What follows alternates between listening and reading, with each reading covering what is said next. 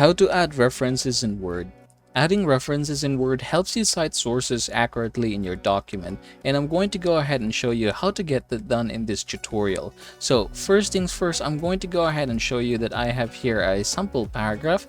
Say for example, you're going to go ahead and cite that particular book or research at the end of this one. Now what you're going to do is just click the references tab, and then you should be able to see something like this. So you can go ahead and start inserting your citation. So I'm just going to go ahead and click this one, and then you're going to go ahead and click add new source.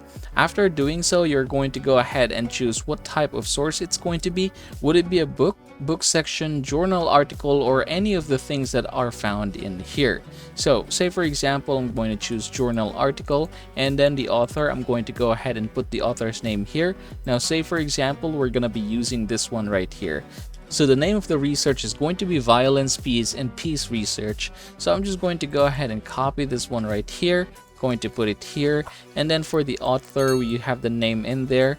You can't copy the name here, so you're just going to have to type it manually. So there you go. I'm just going to go ahead and put it here.